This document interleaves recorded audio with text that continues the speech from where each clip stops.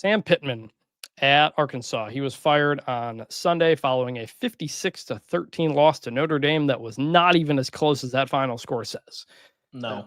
This was expected. He's been on the hot seat really for like years, and it was just kind of a matter of time. And when you have that Notre Dame performance, bound to happen.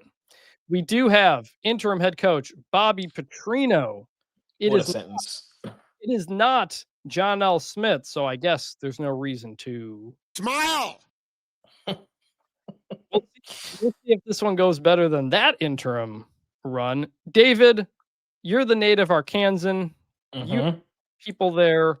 Before we get into Petrino in the future, let's talk about what Sam Pittman did. What were the feelings about him there? I think he's still going to be remembered fondly in Arkansas. Obviously, the last season or two has been frustrating for Arkansas fans, but when he took over the program, it was literally at its lowest point. You know, the bottom fell out under Chad Morris, and Sam Pittman basically overnight made them competitive in a really weird 2020 season. His first game, was against Georgia. Everybody kind of thought I think they were like 30-point underdogs in that game. They were competitive in that game, and they were competitive immediately. And then they win 9 games in year 2. And the way that things go, just a trajectory. They win 9, and you win 7, you win 4. It's tough to bounce back from that.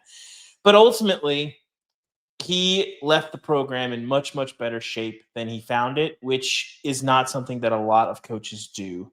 And so, I think I don't think this was not a controversial firing. It was not a surprising firing, as you said. I think everybody kind of recognized that it was probably time, the way that these things go. But I don't think there's going to be a lot of animosity. I think he always represented the school well, really developed a love of Arkansas. And I went and talked to him last year, spent some time with him in the middle of the season. And, him and his wife bought a house in Hot Springs. They put the drooling Razorback statue that's kind of a replica of one that's outside the stadium, outside their house, looking over the lake on Lake Hamilton in Hot Springs. And he said, I know that when I'm done, that's where I'm going. I am going to retire out there. I'd like to be the person who decides when that is. And few, if any, coaches get to decide when that is. But he knew what his next step was, and I think he's happy with it. And I think, too, one of the things that we talked about was, whenever it's done at Arkansas, I'm not going to be sitting there going, oh, what a failure. And I think that's fair. They accomplished some things at Arkansas. And we'll see if he retires. It's notable because his buyout is somewhere around $9 million because he has a above 500 record from when he signed that extension in 2022. He's 29 and 27. So the buyout is 75% of the remaining contract. That's paid over the next 3 years.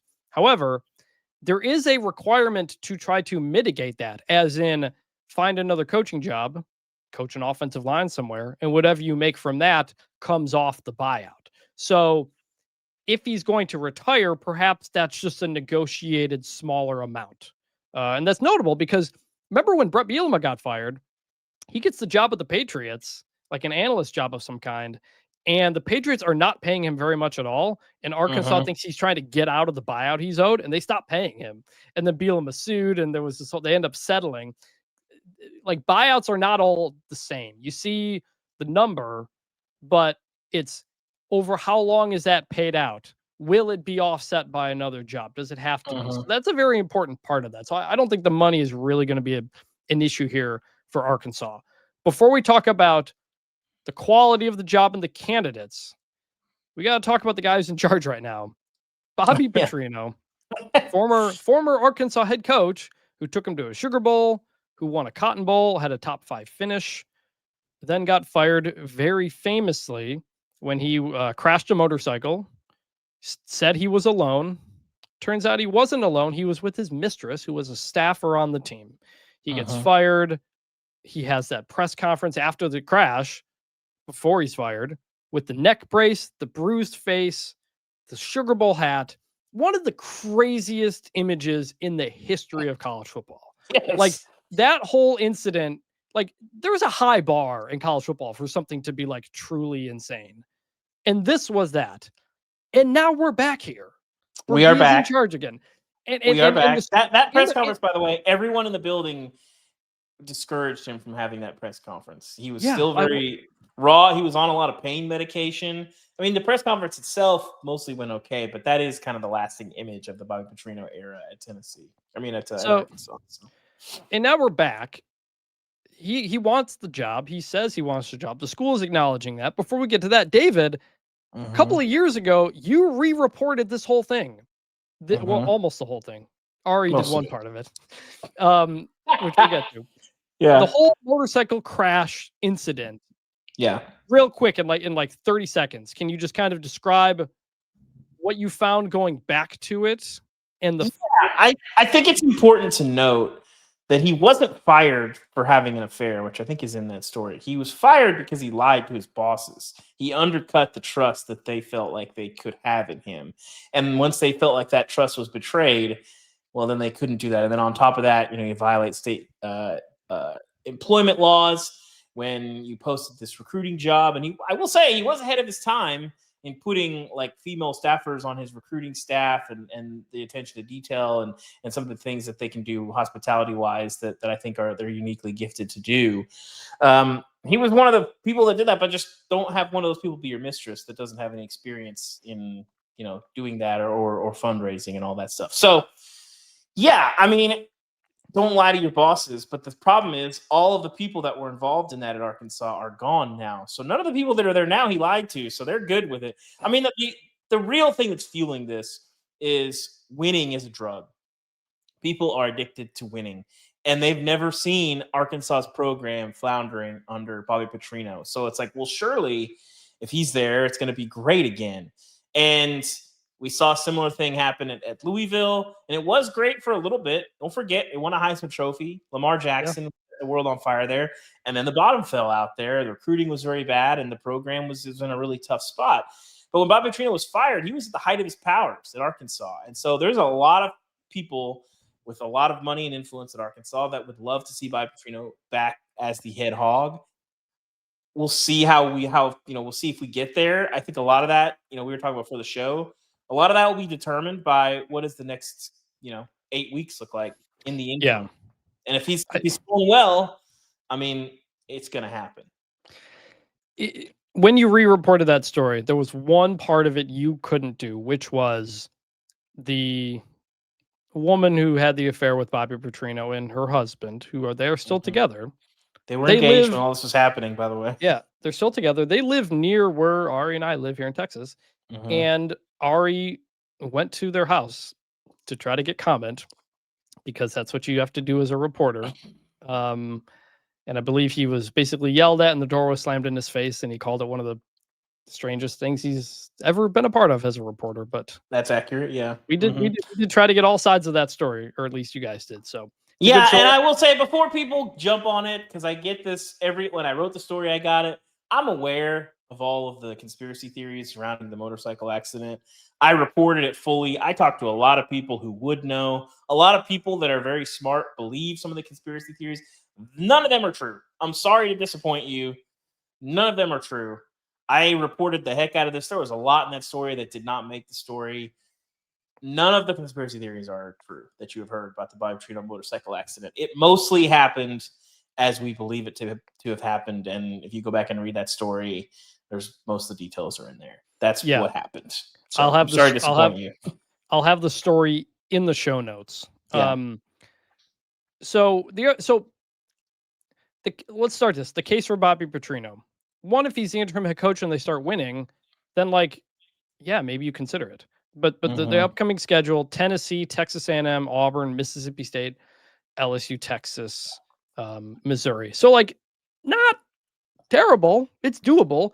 The flip side is if he doesn't do well and you're the 80 Hunter Yurachek, it's very easy to say, no, we're not hiring Bobby Petrino. Yeah. So it does open up that door. And it's important because this job is difficult within the SEC. They have a lot of money. They can recruit pretty well, but you're not competing against people in the ACC or the Big Ten or this or that. You're competing in the SEC, and everybody in the SEC is spending more money than you. I've talked to player agents who all said, Arkansas is way underpaying players compared to other schools. Sam Pittman himself. Well, can we hit on this briefly? Yeah. So you've got industry. You have Walmart people, you have Tyson people. Those people have not been as, I say mobilized. They have not been courted as hard as you would like. People made a big deal of the Tyson thing when they hired John Calipari. John Kelly. Yeah, like that they kind of mobilized that. And there's money in Arkansas, but you got to have a head coach who has those relationships and moves people and says, "Oh, I believe in what we're doing here." So when he asked me for $5 million for our, we call it the NIL budget, whatever you want to call it, $5 million for players, I want to give them that money. And Sam Pittman was just not that. I think that was probably his greatest flaw. I would say it's probably fair to call it a fatal flaw as a coach because it's a talent acquisition business. And the talent wasn't there. And I think it was just because they weren't as aggressive as they needed to be. No. And if you're Arkansas, you have to be aggressive. Tennessee knew like they need to skirt the rules a little bit in terms of when there is this wild, wild west atmosphere around NIL. Like we need to jump in there and say, well, the rules weren't really clear, so we're going to do 80 and a 55 and hope we get clemency, and it mostly worked. Arkansas is just not doing that, and I think you have to when you're playing at a place where you are fighting an uphill battle relative to resources, whether that's talent, whether that's money, all the things that lead to winning. Arkansas is in the bottom half of the SEC in terms of quality of job, and you've got to do everything you can to get an advantage. What Ole Miss has done, you have Lane Kiffin. He moves people. They've mobilized the money. Ole Miss is not a great job, but they're thriving right now because they have a coach who's aggressive and obviously a good on-field coach and all those things. Yep. So something to think about. And the other thing with Arkansas, so Arkansas is, I think, 13th in the SEC in 24/7 sports team talent. They are ahead of Mississippi State, Kentucky, and Vanderbilt. That's it. Like this is a near the bottom SEC job. And so you don't have much in-state recruiting talent. Like even Mississippi State's got talent in that state. Arkansas just doesn't have it. You need to get into Texas and do some things there as well. And then there's the internal part of it with the money too. John Calipari's making $8 million to be the basketball coach. They've got a lot of money going toward basketball. They've got a lot of money going toward baseball. And the AD, Hunter Yurchuk, said a couple of weeks ago, he ruffled some feathers when he was like, look, we are ready to compete for a national championship in basketball and baseball, and we're not there in football. And it upset people, but it's true. And so if you're the next coach, you're thinking like, hey, of that rev share money, are we getting less at Arkansas than other schools because more's got to go to basketball? Like that is very much a real thing that they need to figure out. Like not just the money versus the SEC, money internally as well. It's almost like a Kentucky problem where you've got a lot of that going to basketball. And so when you talk to player agents about Arkansas, they're underpaying people relative to others. Sam Pittman was paid near the bottom of the league. So are you going to pay up and get a coach?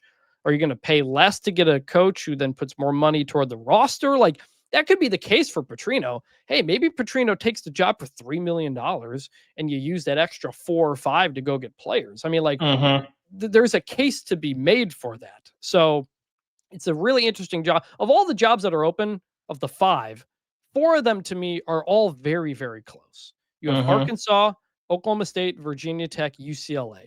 I graded them all a B in my job profiles. It's not trying to be a cop-out. It's more just like there is some upside, but it's different at different spots. Arkansas can spend more money than Virginia Tech or Oklahoma State, but Virginia Tech and Oklahoma State have a better path to the playoff based on the conference they're in. So it's like, it just depends what you want. I do think Arkansas will ultimately get the best pool of candidates for that job compared to some of the others, but it is a difficult, you can make the case it's not the best job, but I'm making the case that it is best available based on what most coaches are going to look for, which is it's an SEC job and they'll pay me like $8 million. That is typically what you're getting in the SEC. Do you think Arkansas should rank as the best job available right now? Yeah, probably. I think the upside is there. We've seen them do some big things, in the last 10, 15 years. Ironically, the by Petrino did a lot of those things. The Petrino thing, Hunter Yurchuk's not dumb. Like all the reasons that you don't want to hire by Petrino. Yeah, he's a good AD. All the reasons you don't want to hire by Petrino, he knows. But at the end of the day, go ask Bubba Cunningham at UNC. Sometimes, just because you're the athletic director doesn't mean you're actually running things. Like if people that are writing the checks want something and you don't have a way to prevent it from happening, it's gonna happen. And sometimes it works and sometimes it doesn't. And I have a feeling that if they do this, that there will be some really good moments and there will probably be some really low moments. And it's going to be fascinating. This is, I think, the most interesting job search at this point, Chris, I would say. All right. I'm going to list some names here as we do with these open jobs. I'll list names that I have on my job profile report card, which is linked in the show notes. I'll read through them all first, and then Dave will talk about a couple that jump out to you. All right. SMU head coach Rhett Lashley, UTSA head coach Jeff Traylor, Tulane head coach John Summerall, Florida State offensive coordinator Gus Malzahn, Georgia Tech head coach Brent Key, Bobby Petrino, Texas State head coach G.J. Kinney, USF head coach Alex Golish, Georgia defensive coordinator Glenn Schumann, Iowa State head coach Matt Campbell, maybe Deion Sanders, but probably not. Any of those, let's start with the obvious one, Rhett Lashley. Is that the most obvious one of these? That is very obvious. I don't think he would be very divisive. Like the Gus Malzahn thing. Gus Malzahn is a really complicated. Go ahead. Real quick, let me give you the bat for people who don't know. Lashley from the state of Arkansas. His parents are still there. He went to school there. He played there. He coached there. That is his home. And so home is going to come calling. Not only is that the home for him, most of that stuff he did at Arkansas was under Gus Malzahn. And Gus Malzahn has flirted with the Arkansas job a lot of times. Gus Malzahn also said recently that he was considering retiring from UCF before he took the FSU job. So those are the two guys with the connections to the state. David, as somebody who knows the state, what do you think of those two guys in the job?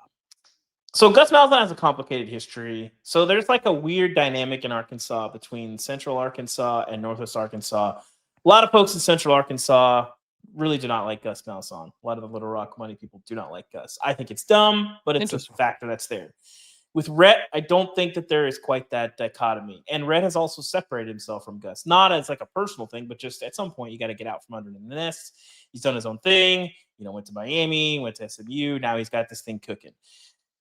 To me, it's a tough call if you're Rhett because yes, it is home, but you can keep winning at SMU. You have resources. You're in the ACC. You've already proven you can get to the ACC championship. Arkansas hasn't played for the SEC championship since 2006.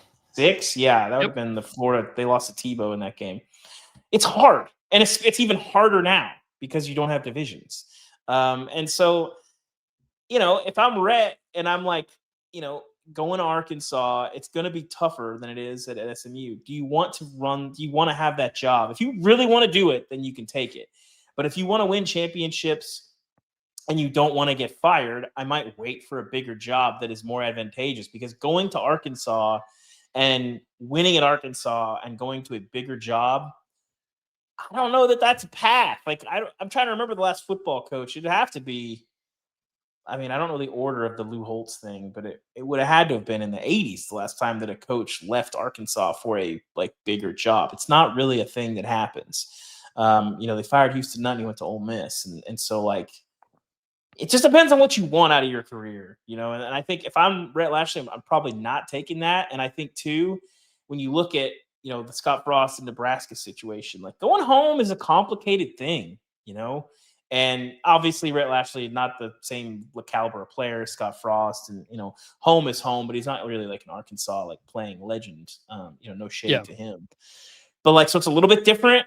But man, if you don't win, people really kind of turn on you, and I don't know that you want to have that in your life. So it's a tough call. He's going to be number one on the list, I think, in terms of football, in terms of ties. He's the guy that makes the most sense. I don't know if I'm him. I'm making that call. He would be a home run hire. Of all the guys who could get jobs in this next coaching cycle, I have long thought Rhett Lashley is the most ready-made guy.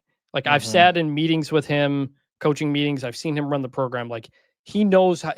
So when Sonny Dykes got the job in 2018, I spent a lot of time with that staff. I did a series of stories about how a new staff kind of gets going. And Rhett always jumped out for being really on top of things. This was a guy who was prepared to be a head coach. So I'm not surprised that he then takes over for Sonny and elevates it even more. Under Sonny Dykes, SMU got good, but they trail off at the end. The defense was bad. Rhett fixed that. And they won a conference championship. They made the playoff. He's constantly dealing with billionaires. You want a guy who needs to go to somebody and ask for some extra money for something. He knows how to do that. He will do everything that Arkansas needs in a coach. I think he's very, very sharp. But I also think he's going to have a lot better jobs coming his way. You know, what if Florida opens? What if Florida opens? What if Auburn opens? What if Ole Miss opens? What if various other things? There could be a LSU, who knows? Like, I think he's going to have his choice of better jobs. And the SMU billionaires have always told me, we're not losing Rhett for money. You know, like, we may lose him because he does something, but it ain't going to be for money. And he just signed a new contract. Don't know the details because it's a private school, but they paid up to keep that defensive coordinator too, Scott Simmons, very good coach. SMU could have lost him to somebody else and they kept him. So he's been getting the resources he wants. You're in Dallas. Recruiting is like not that hard to do when you're there compared to Arkansas. We're going to have to do more. So yes, clear number one guy. I don't know if he takes it. Elsewhere, I've heard you may know more than me. I've heard the Arkansas people really liked Jeff Traylor when he was there for 2 years. I think it was 2018. I think that the administration likes him. I think he's underwhelming for fans because of the record and because it's kind of tailored off. And I think that shows a lack of respect for how hard it is to sustain and win at the G5 level. I think he would kill it at Arkansas. I've heard that they know they need to recruit Texas better. Like, that is where you typically got a lot of your players. And Jeff Traylor would kill in recruiting Texas, because he's a former high school coach there. He knows everybody. I think that John Summerall's at Tulane, kind of the same boat as Lashley a bit, where it's like, he's going to be like 1A, 1B guy. Everybody's going to want to hire him. Fantastic coach. All he does is win at Troy, Tulane. He coached at Kentucky, played at Kentucky.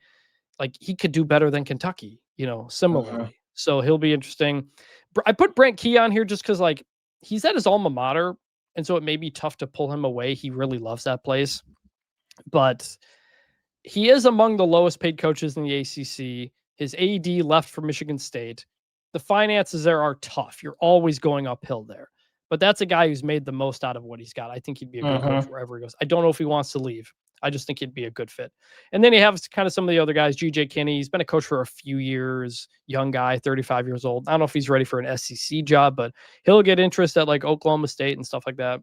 Alex Golish at USF, similar deal. Kind of got to see how the rest of the season plays out. Matt Campbell, I know Iowa State fans get mad every time he's on every single coaching list, and understandably so. He has not left. He has stayed, despite lots of interest elsewhere. Just putting it in there because other schools do want to hire him. If you want to change the scenery, you could do worse than Arkansas if you're Matt Campbell. So it's a similar deal. Like, one of the really good supportive fan base, not as many resources, but you maximize what you got. So that's that. All right. So that's it for Arkansas. We'll have more on theathletic.com and on this show for that coaching search and others as they play out.